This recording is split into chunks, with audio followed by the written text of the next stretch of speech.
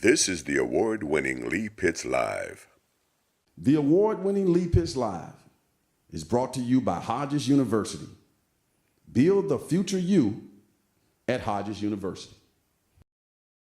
Southwest Florida was so happy to have here for her second time on the show, Maureen Coble, right? Yes. Let's bump you in from the Children's Network of Southwest Florida.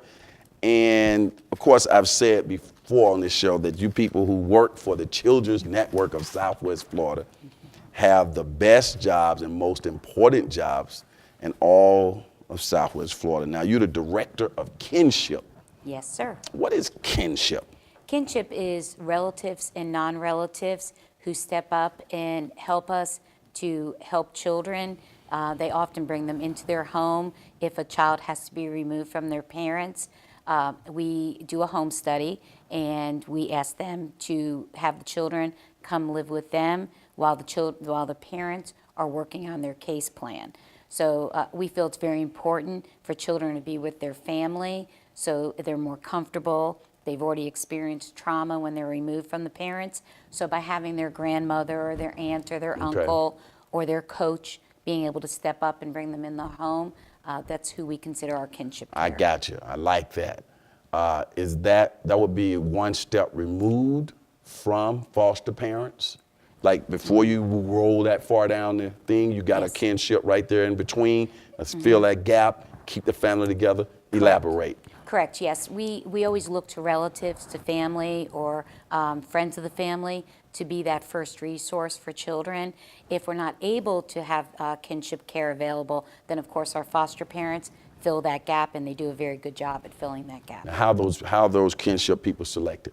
We ask the family members, we ask the parents, do you have family members who could step up in this time of need and allow the children to be a part of their family while you're, again, working on your case plan? So that's our first resource, is the parents themselves. If not, then we do diligence searches and such to try to locate those family members. And how do you augment or assist the kinship family in doing their job of helping out in this process? There's many benefits available while the children are placed with the kinship care providers. We have relative caregiver funds, non-relative caregiver program that do provide some financial assistance to the families, as well as the children continue to have their Medicaid when they're in the home, so their health care needs can be met, food stamps and other types of benefits that are available. And our case managers work with the family members to access those resources. Outstanding. Now, here in Southwest Florida, which is your 20th Circuit 20, yes, the basic counties in Southwest Florida. How many children do we have in the kinship program here? Currently, we have 700 children that are living with family members. And I would think that one of the benefits of that as well is that when you're with relatives, there's not a stigma associated with it either. It just looks like somebody's keeping staying with cousins and things like that. Exactly. It is definitely less traumatic for children, more normalized, as well as it provides them an opportunity to continue their traditions, be with family members that have the same heritage, cultural sensitivity. So all of that just helps to make the children feel more comfortable in a very stressful situation. Is it difficult to find a kinship family? At times it can be difficult.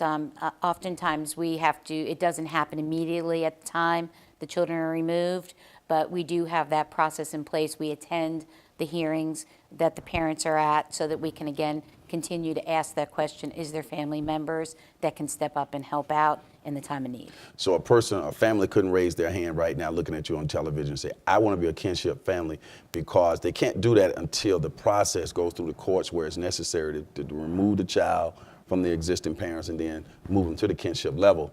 Now, they may recognize something that's going on in that household that they could inform you guys about? Correct, and exactly. We would like to see families support families before they come to the foster care system.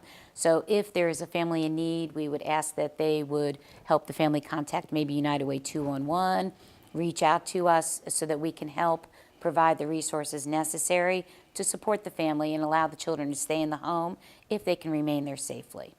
What are opportunities available in the community to support kinship? Again, we caregivers? Yes, we look to our churches. Our faith-based community often helps us support the kinship providers.